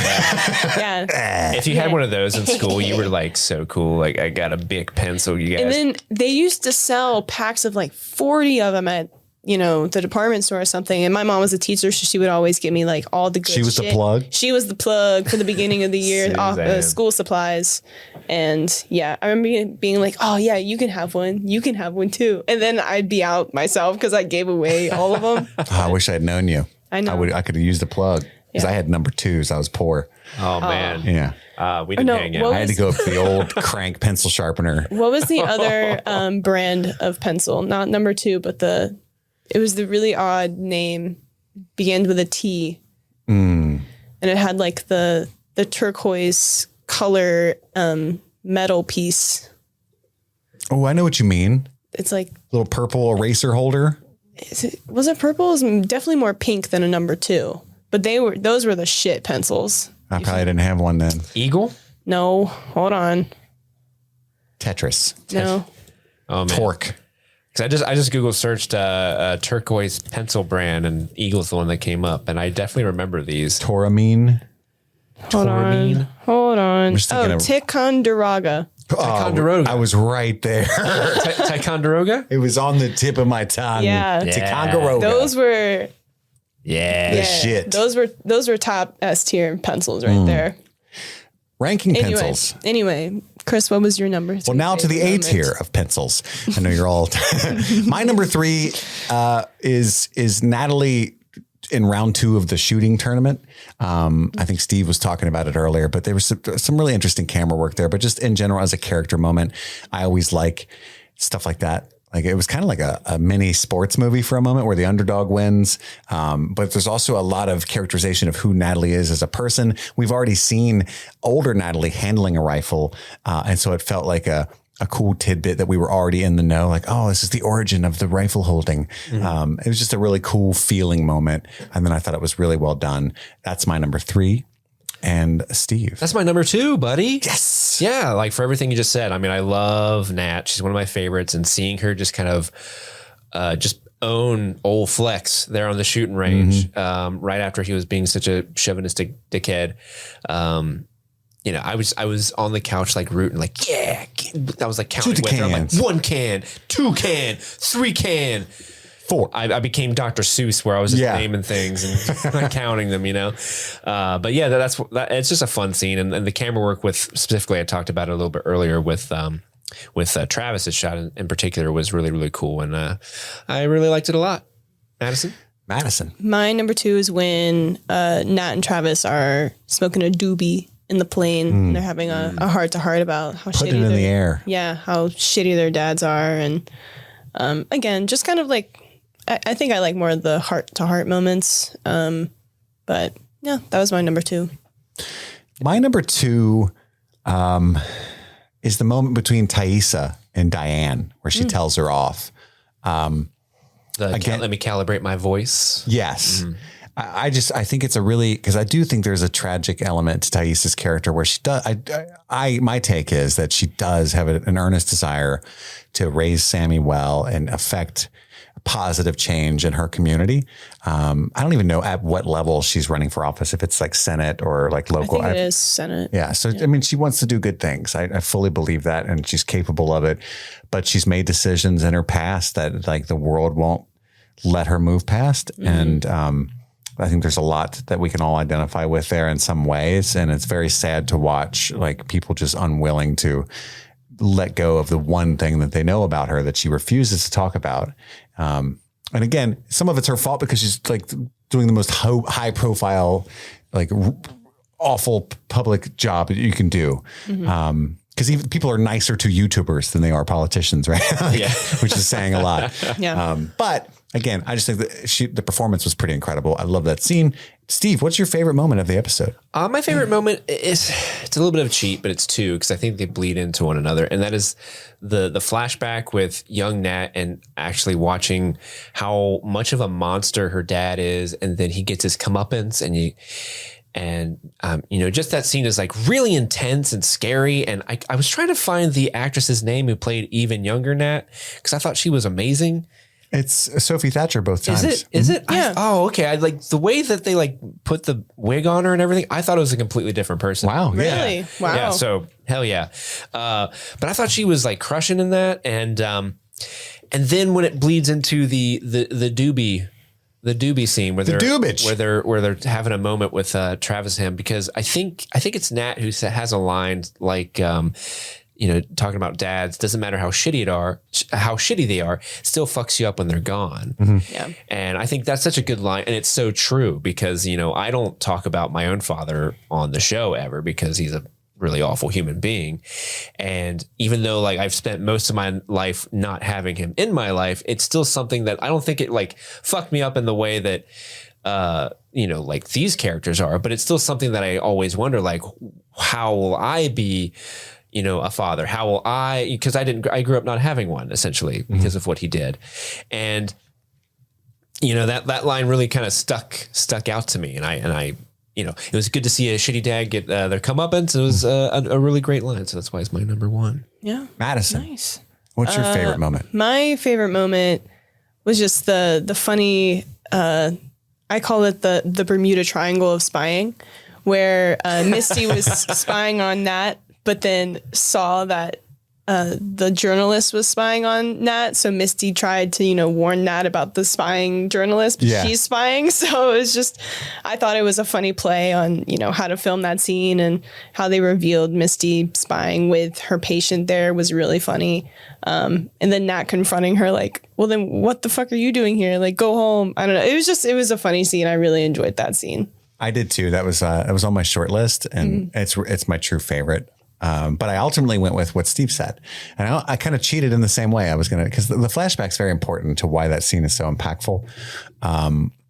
But also, so I just want to echo what Steve said. I thought that was, again, they're really good at putting these at the end of every episode, and then following it up with a good question asker.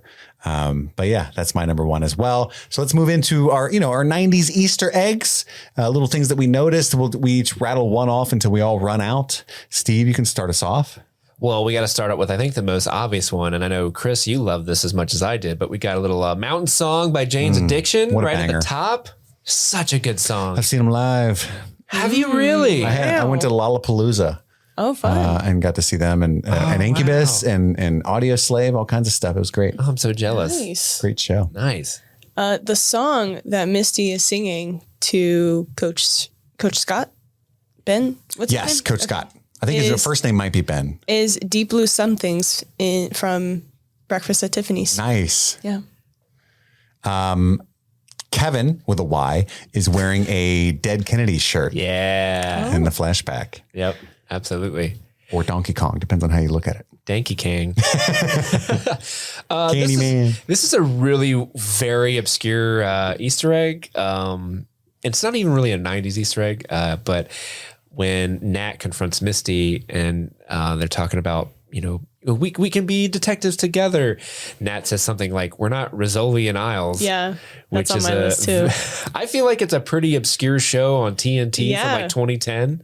Like it was kind of like a weird, like, why are they referencing of all the shows? It's not like Tango and Cash or something, right? But it's not even Turner and Hooch. I don't even think I've seen that show in its entirety, but I know like the concept is these two female detectives, right? Yeah, one's a detective. I think one's a coroner or something. Oh, so, but yeah, they're detecting together. Yeah, they're a team. But I thought I immediately knew what she was talking about. I thought that was funny. You want me to read you the synopsis of that show? Sure. And where can you stream it for our listeners? Jeez, there you go.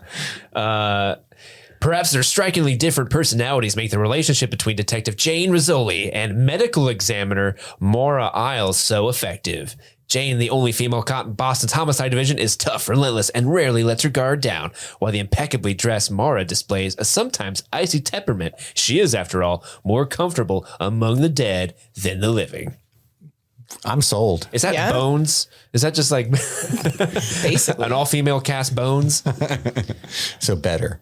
Okay, that was going to be my next one. The when Simone and Thaisa are about to leave, she recommends, if things run dry, do the Tina Turner bit or something like that. I don't know what reference that is, but she said Tina Turner, and I was like, oh. I don't know. Rolling? It's like down rolling down on a river. Yeah, down a river. Yeah. Just a lot of Nirvana talk, obviously, but specifically Sub Pop was the original label that they were signed to in Seattle. And as a huge grunge head myself, I thought that was good times, good memories talking about Sub Pop. Hell yeah. Yeah. Baby. We have Ready to Go by Republica.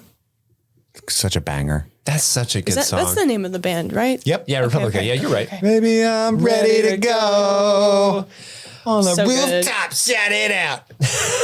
If I die, play that at my funeral, somebody. Okay. I'll play it as you're being lowered into the grave. Yeah, because baby, he's ready to go. Maybe he's ready to go. Did we talk about Made in China by the Father Figures? That's in there. No. Feel the Pain. Dinosaur Jr. Love that song. It's the third best bop in this episode. Yeah. And that's one of those songs where it pops up in anything. I'm like, oh yeah, okay. All right. Okay. Yeah, I'm bopping. All right, people listen to music. Do you guys have any other ones? Nope. I have So Alive by Love and Rockets. Oh yeah, nice. Good pull. That was near the end. It was. Yeah. I have one. It's not. I'm empty. I'm firing blanks. I did research and it's still confusing me because in the scene where we're in Nat's house, young Nat, and she's hanging out with Kevin in her room, she has a poster for a Megan O'Neill behind her. And it looked like something that should be a thing. So I Google searched Megan O'Neill. It's not like anybody really. There's like an actress named Megan O'Neill, but she's like a present day actress. Probably not her. Yeah. I thought there was a Blondie poster. But there was a Blondie poster. Yeah, Okay. Blondie. Yeah. There was a Blondie poster. But somebody on Twitter says they think it's an Easter egg referencing the set designer of Yellowjackets. Whose name is Megan O'Neill? Megan O'Neill. They said shameless plug. Let me put my stuff in there. Did you say set designer? Yeah, I think that's. Oh, what that's they said. 100%. Yeah, she just put that up like, That's it's cool. me, I'm Megan O'Neill. It's me, Megan O'Neill. That's awesome. Oh, I'm sorry. Location manager. Oh, Location manager. okay. Megan J. O'Neill. It's got to be. Represent. Yeah. You know what? Yeah. I respect I that. put my name up on Nat's wall. It's like a bathroom stall. It's gonna be your calling card. Like if you're a location manager, you have to make sure that every location has something like your name is in there somewhere. Yeah. Sure. Just for you. Just for you. It's kind of like if you watch Psych and they put a pineapple in every episode. It's just you need a little something for yourself in there. Swingers. You know, Swingers. upside down pineapple. Yeah. Well, that's the last one I had. Do you guys have any more? I'm out. That was the last one I had. Moving on then, the final segment of our show, and I regret saying everything I said at the beginning because I'm pretty sure we all picked the same lady. But our best performance, our favorite performance, Madison, you go first. Oh, put me on the hot seat. Oh, We all, hot seat. Ooh. Well, I said Juliette Lewis was the best performance. Maybe I was right. Oh, okay. Oh, Now I'm wow. excited. Explain yourself. I will say Juliette Lewis, also Sophie Thatcher. I felt like the two of them, just Nat's characters in general. But I feel like, we really dove into Nat's past. We got to see a lot of trauma with her father. Now we're kind of now visualizing that in adult Nat having that trauma with her dad, also having the trauma with the forest. So I just think, I think what sold it for me was that decompression scene after, she kisses Kevin and, she's essentially hustling him. And I don't know, she's having to burden a lot, and I felt like it was very visible in that particular scene. And so I was like, yeah, she's really putting in the work to emphasize all of these different, emotions. And so that was kind of why I chose her. Yeah, I mean, you could go 3 or 4 ways in each episode, at no fault to anybody. Absolutely. Well, now, Steve. shit. What else? Who'd you pick, Steve? Well, to be perfectly frank, I was torn between giving it to Juliette Lewis or Sophie Thatcher. Because both Nats are crushing it. Yeah. I feel like it's the most interesting storyline to me, and they're so great. But finding out that even younger version of Nat is also Sophie Thatcher just cinched it for me. Because like I didn't even realize that was her. She disappeared into that role completely to me, and just. That scene is the most intense scene, and then her work with Travis is like a lot of fun. But when they're in the plane smoking the doobie together, like I love this. It's Gotta love doobies. It's obvious what she's doing, but it's also like a very subtle performance and it's nuance, and I think that's so incredible, and that's why I'm giving it to her. I gave it to Sophie Thatcher as well. I thought somebody was going to pick Tawny Cypress because maybe I should have, because I just really respected her performance in this episode specifically so much, because I typically think she's kind of hamstrung by some of the goofier plot lines that they've got so far. But also you could have said something about Melanie Linsky again, and I wouldn't have thought it was weird, just because she does have that moment where she's sad about Travis and that weird kind of sadness about, being the one cheating again on Jeff. And, there's a lot of layers to what she's doing there. So, but yes, I agree with you. Juliette Lewis was incredible, but I am giving it to Sophie Thatcher, our favorite part of the Book of Boba Fett. And that's all the time we have this time. Thank you guys for tuning in. Please write in about your Yellowjackets questions, comments, and concerns at streamingthingspod@gmail.com. Take a moment to rate and review the show wherever you're listening to this. And if you want to hear our coverage of I Love You Man from 2009, you can subscribe to our Patreon at patreon.com/streamingthings at a variety of tiers with different things you can do, including joining our Discord and joining the conversation there, which is popping off. Lots of smart people in there talking about all the different shows that we talk about and more. Yeah, and a brand new thing I'm going to try to start doing every other Friday on Discord starting March 10th. Is the bi-monthly Steve's Fireside Chats. So fun. Join the Discord. It's basically just hanging out with me on Discord. Yeah. So. I'll be on there. Ooh, there you go. Madison's going to hop on the Discord and hang out with us. What's your screen name going to be? Flex? Something like that. M-Flex. Badge. Badge Flex. Badge Flex. That'll be my name. Ooh, that's just, there we go. That's just a kegel. But that's all the time we have for right now. My name is Chris. My name's Madison. And I'm Steve. And this was Streaming Things. Happy streaming. Bear down.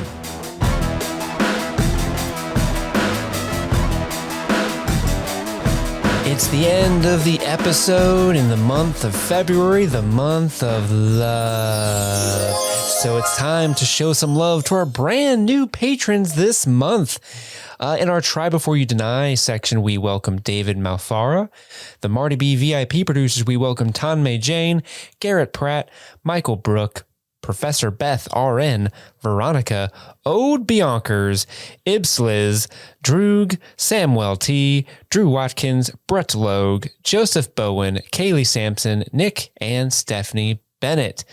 In the Chocolate Pudding Producers section, we welcome none other than Renzo20, Claudia Garver, Kristen Glenn, Amanda Brown, John Cavett, Bruce Cullum, Maria Rojas, Candace Hensley, Logan Loftus, Hannah W., Kenneth Singletary, Matthew Unden, Carol Ann Quinn, Dan Wells, Max Grabinski, Kelly Nealon, Hannah T.S., Aurelio Reyes, Valerie Frazier, and Andrew Edelman. And finally, in the Friends Don't Lie producers tier, we welcome Baby Bella Twinkie Butt of Spotty Bottom.